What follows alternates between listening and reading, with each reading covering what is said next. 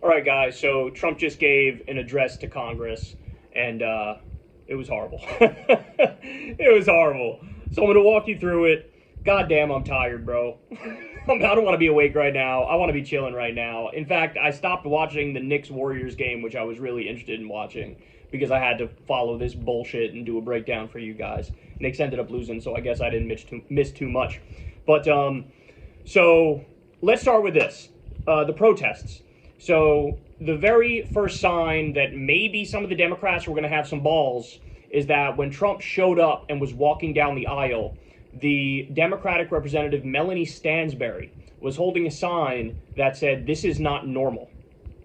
Now, what happened next is interesting. It was either a Republican congressperson or it was a security person who snatched that sign out of her hand. So you could see her holding it on TV for a solid maybe 3 or 4 seconds, but then somebody snatched it. Okay, so that was the first sign that maybe the Democrats are going to fight a little bit. Maybe they're going to have some spine and they're actually going to make a big stink about how, what's happening right now is a robber baron coup and a fascist takeover. Okay, so that was the first thing. Then Trump started the speech. Of course, it's standard. "I love America. America's great. I'm wonderful. I'm amazing. The new golden age has just begun, ladies and gentlemen. It's just begun." Started out very standard stuff. And Representative Al Green ended up standing, and he apparently said, quote, "He has no mandate to cut Medicaid," or "You have no mandate to cut Medicaid." Now, he was told to sit down. He did not sit down, and he repeated the line a few times. And maybe this went on for about a minute, minute and a half, maybe 2 minutes. And what happened is the Speaker of the House, Mike Johnson, said, "According to Rule 7314D, I'm now instructing the Sergeant-at-Arms, the security, to remove Al Green." And so they literally walked up to him and then basically escorted him out. Now, of course, the reaction is what you'd expect. Everybody on the right thinks this is, the worst thing that's ever happened ever, and they hate this guy, and they're slamming him like crazy. But this was probably the biggest moment where Democrats and liberals and leftists were like, okay, at least somebody's doing something, right? At least somebody's doing something. And look, Al Green brought up a very important issue. House Republicans just passed a budget that cuts Medicaid $880 billion. So, and that would just destroy Medicaid completely, and you'd have countless low-income people and disabled people who lose their health care. Guys, this can't stand. That's too extreme. That's insane. This country's going to collapse because of decisions like that.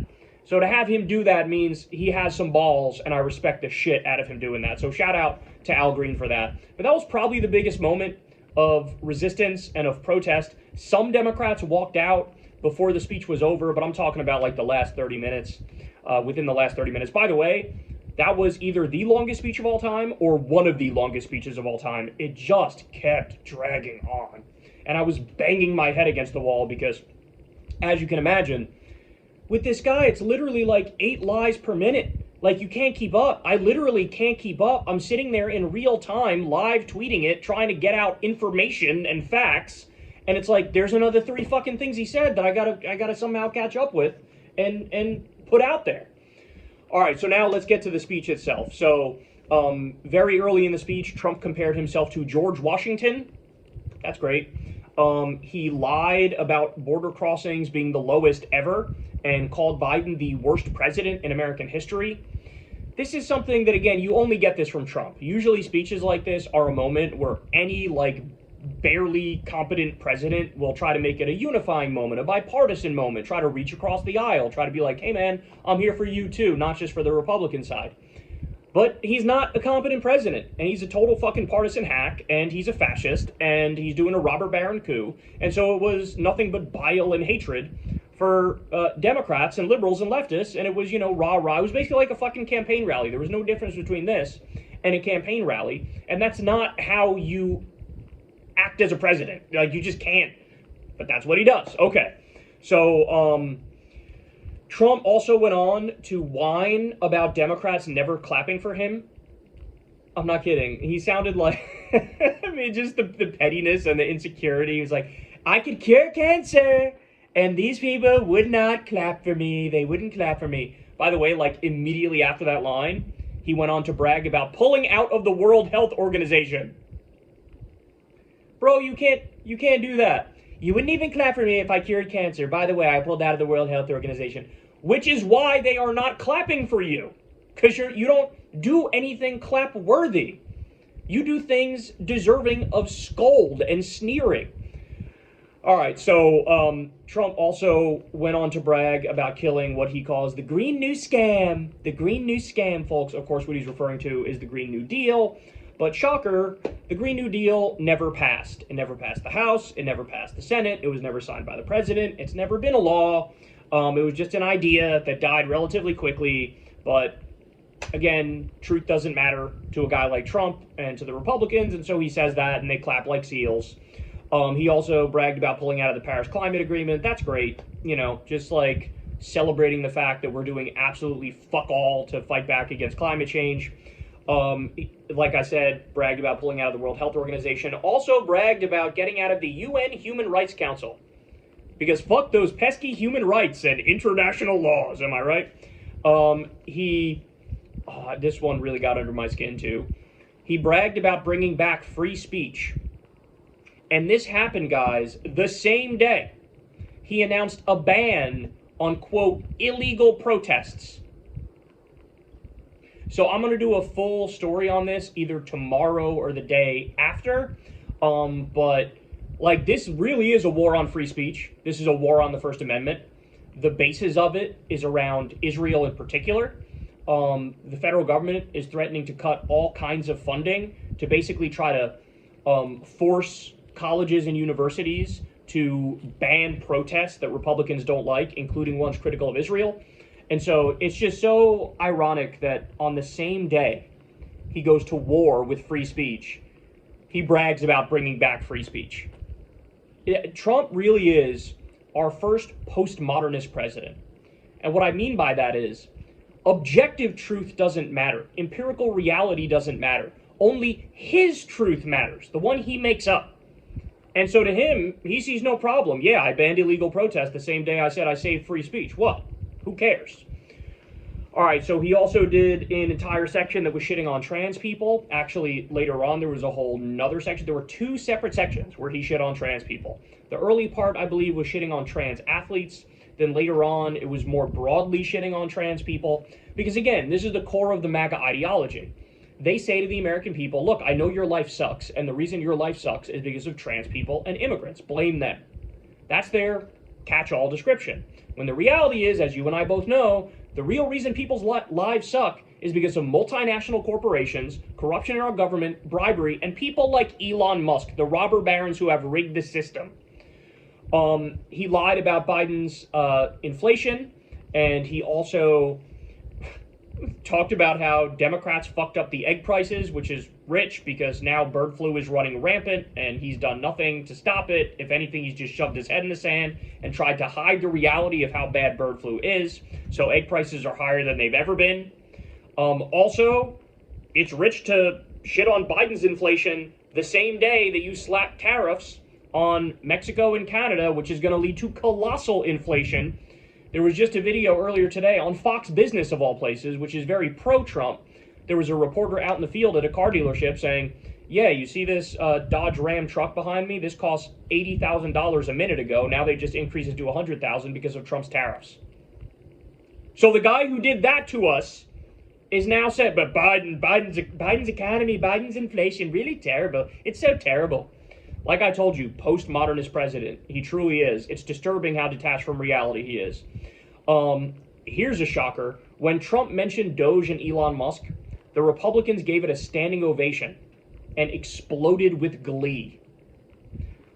Democrats, I'm telling you right now, cut those ads, man. Cut those ads because that's going to be useful in the midterms. The fact that they're cheering for DOGE when we know the objective harm DOGE is doing. Elon just cut 7,000 Social Security jobs. He's dismantling the Department of Education. He killed the CFPB, the anti-scam police. They screwed disabled veterans. There were 1,000 contracts that went to $2 billion. That was $2 billion that went to small businesses owned by disabled veterans. They cut that all off. They cut that all off. So the real impacts of DOGE are the people are fucking furious, but Republicans were cheering for it. This was terrifying too. Trump brought up the 14 times debunked lie of 150-year-olds and 200-year-olds getting Social Security. And what that told me is this, man. They're serious. They are going to destroy Social Security. They're either going to cut it, or they're going to privatize it, or they're going to do a mix of that, or they're going to totally scrap it, or they're going to do illegal cuts vis-a-vis DOGE. They are serious about destroying Social Security because Trump knows that story's not true. Elon now knows that story's not true, and they keep repeating it. Why? They're trying to lay the pretext to say, yeah, now we have to do it because we're just getting rid of the waste, fraud, and abuse. That's their go-to lie. And it won't be waste, fraud, and abuse. It'll be literally cutting grandma's Social Security check. So buckle up. It's going to be a wild ride. Everybody knows that story's not true now. Like I said, it's been debunked 14 times. We know just how bogus it is. In fact, there was even some agency in the government that came out and basically did like Elon's version of a mea culpa that was like, well, some people are saying that it's up to people that are 150 years old or getting Social Security, and it turns out that's not actually true because of reasons X, Y, and Z. And it's like, that was their own version of being like, I know this is bullshit, but Trump still repeated it. Why do you think he would do that? Because they're intent on actually cutting it. So it's going to be horrible, man, I'm telling you. He also bragged about freezing all foreign aid. That is fucking rich, because literally this week, the Republicans Trump and Marco Rubio sent billions more dollars in weapons to Israel, and they used an emergency provision to do it. Namely, they are bypassing Congress in order to do it. So you're not fucking freezing all foreign aid. In fact, you're giving the worst of the worst countries even more foreign aid. I've read that it's up to $10 billion or even $17 billion in aid that's gone to Israel since Trump became president. So they are rushing them more money and rushing them more weapons as he pretends like he's cutting off all foreign aid. He also bragged about his horrible idea of selling gold cards to robber baron parasites to get into this country and become citizens. $5 million a pop. Those are literally the last people I would want coming to my country, because you know what they're going to do? Not create any jobs. That's what they're going to do. Because it's relatively expensive to create jobs in America. So what they're going to do, you're going to have like Saudi princes move here and fucking robber baron assholes from overseas move here. And they're still going to have sweatshops set up in fucking India and shit. And that's how they'll make their money. But they'll be in this thing that was formerly known as America, which is now a billionaire oligarch country club. Right? I hate this idea that he's doing it. I hate immigrants, I'm anti-immigrant, unless they're really wealthy. And it shows you his deep-seated classism. Like, he thinks if you're low income or middle income, you're just not that smart and not a hard worker and not a great person. Right? He truly believes in this meritocracy. Like, all the people who are wealthy, they're just better, right? They're just smarter, harder working, better. This is who he is. This is why he said in his first term, he was like, why would I want a poor person in my administration? I wouldn't want a poor person in my administration. This is what he said. He's got more billionaires and more billionaires and Wall Street CEOs, but I repeat myself, in his administration than anybody ever, eclipsing his first term. So there was that. He also threatened Republicans. This was like sort of subtle, believe it or not. I know Trump usually doesn't do subtle, but this was subtle. There was some line in there which read to me like Trump was threatening Republicans with primaries if they oppose his agenda. And I mean, again, that's like, Republicans were even standing up and clapping for ideas they previously despised, like universal across-the-board tariffs, which tells me that entire party is completely and utterly cucked to Trump in a way we maybe have never seen in history. Then we also have Trump telling Dems, oh, I know you'll vote for my tax cuts, because if you don't, I don't think you'll ever win again. Which is just wild to me, because I feel like he's got to be smart enough to know that doing a round of massive tax cuts for the wealthy and corporations again is actually wildly unpopular, right? But he brings it up like it's popular, which I don't know. Then you also have Republicans. Oh, I told you that already. They were clapping for across-the-board tariffs. Trump said he was going to bring back. Oh, this part was wild. So Trump said he was going to bring back chip manufacturing, right? And then in the next sentence, he shits on the CHIPS Act. Well, what do you think brings back chips manufacturing, right? It would be the CHIPS Act. Now, by the way, Biden did the CHIPS Act, not Trump. So it was Biden who's bringing back microchip manufacturing. And Trump announced last week, oh, I'm freezing all the funding for that, which is basically Trump announcing, I'm gonna outsource 115,000 manufacturing jobs, good paying manufacturing jobs that were supposed to come to this country.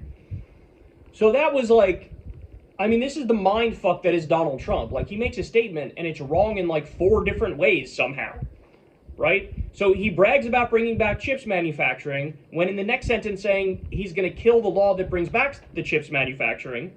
Like, how does that make sense? It makes no sense. It was Biden's bill. It brought 115,000 jobs here. And Trump already bragged about killing it last week so that you're not going to get those jobs anymore. Oh my God. Oh my God, bro. I'm going to age like 50 years in the next 4 years. I'm telling you guys. So then there was a disgusting part where Laken Riley's family was there. For those of you who don't know, Laken Riley is a woman who was killed by an undocumented immigrant. And Trump had Laken Riley's family there and then also had somebody else who, had a family member who was killed by an undocumented immigrant. And look, guys, what that is, and you need to understand this. This is super important. That is cheap demagoguery. Because the message he's trying to send is, oh, look at these beautiful families that lost a loved one because of the undocumented immigrants. I mean, we really need to take care of the immigrant problem, don't we? Let's blame all the immigrants because there were a very tiny, tiny number of them that committed crimes. Here's how cheap a trick that is. You could do that with any fucking group, right?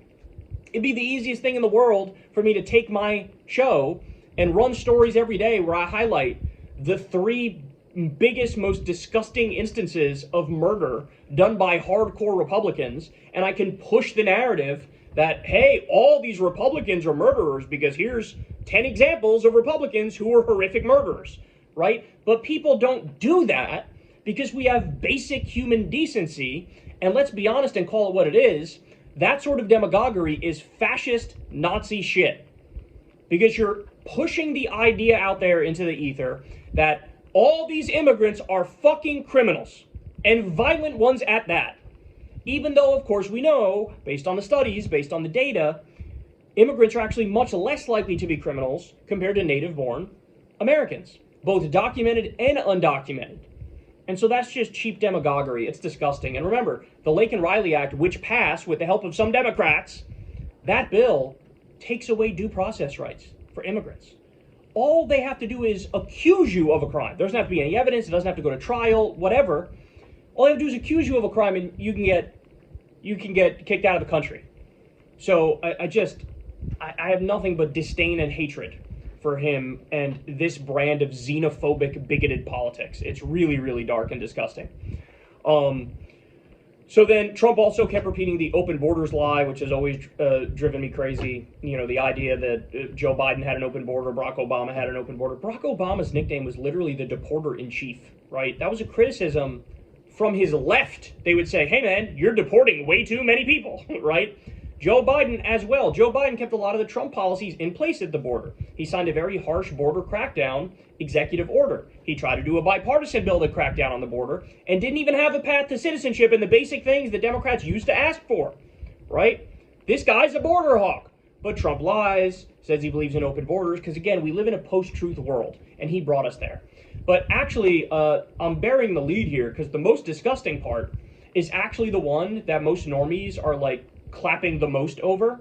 So there was a moment where there was a kid who had brain cancer, and this kid wanted to be a cop, and Trump ended up using this kid as a prop, and he ended up making him a member of the Secret Service, an honorary member, live during the speech.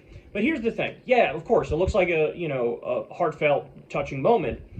Here's the problem. Trump literally says, doctors think that this kid got cancer from some sort of chemical that he ingested over time, basically. Like, there's some chemical on the loose in the air where he was living that gave him a brain tumor, effectively. Guys, guess who deregulated those chemicals? I wish I was kidding. I shit you not. This is the reality of the situation. Donald Trump deregulated the PFAS, the cancer-causing forever chemicals. He just did it in his first month in office, okay? So that's kind of dark, isn't it? And you got all these people clapping like seals. Oh my God, what a touching moment. Oh my God, this is beautiful. They're using a kid who had cancer as a prop when Trump deregulated those cancer-causing chemicals, allowing more of them into the atmosphere. But I haven't even said the other part yet. Do you remember that DOGE cut funding for pediatric cancer research? So the Trump administration cut funding for child cancer research and released cancer-causing chemicals into the atmosphere, but they use a kid who had cancer as a fucking prop. Spare me. You people are loathsome, okay? You sicken me. Like, if you actually gave a shit about kids with cancer, obviously, you wouldn't have deregulated the PFAS, and you wouldn't have cut fucking pediatric cancer research, you would have increased it, okay? And you'd give us universal health care. How many kids had brain cancer and didn't survive, in part, because they couldn't fucking afford all the health care that they needed, right? Because their parents are uninsured. So, anyway, that part, man, that really got under my skin. And it triggered me even more seeing everybody, like the way everybody was talking about it, because very few people were bringing up those facts, which really changed the whole context. All right, and then finally, he bragged about stealing the Panama Canal again. I mean, it's just so dark. He brags about 1800s-style imperialism and colonialism, acts like this is something we should celebrate. If any other country was illegally stealing, you know, other countries, parts of other countries, it would, like, we would be trying to do regime change and calling them monsters and saying they're criminals, etc., and people would be brought up on charges, but we do it, and it's a day that ends in Y, and everybody cheers like, you know, like we're supposed to be the world's bully and we're supposed to be fucking fascist. Then you also have, Trump had this ominous line, quote, "One way or the other, we're going to get Greenland." One way or the other, we're going to get Greenland. Sit with that one for a while. Let me know how that makes you feel. He also lied about sending the U.S., or excuse me, the U.S. sending Ukraine $350 billion. That number's totally made up. The number I read is about 170 billion, and 70 billion of it literally goes directly to, you know, the U.S. military-industrial complex, and then a lot of the remaining money is just a loan, right? So, but again, post-truth world, he says this stuff so much that most people think, yeah, I guess we sent them 350 billion. We did not send them 350 billion. He also bragged about the mineral deal, and says Ukraine is ready to accept his terms. For those of you who don't know, Trump basically said, we are demanding 50% of all of Ukraine's natural resources from now until forever. So he wants economic colonization of Ukraine. And Trump is saying, hey, they accepted the deal. Isn't that great? And of course, in return for that, there's going to be like security guarantees, and we're going to send them weapons forever or in perpetuity until they can meet their goals and defeat Russia. That's the gist of it. Now, he also might be trying to do some sort of negotiation. I don't know. But the fact of the matter is, this is what Trump really cares about, right? Is, can I steal 50% of Ukraine's natural resources from now until forever? And just to be clear, that wealth is not going to go to you, not going to go to me, not going to go to the American people, not going to go to the Social Security Trust Fund. That's going to be divvied up among his plutocrat robber baron friends who get a piece of it. So this is what's happening, economic colonization.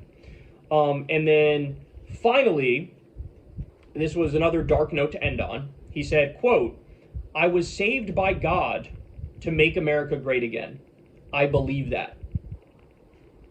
So I think we can wrap it up on that. I mean, literally fascist cult shit.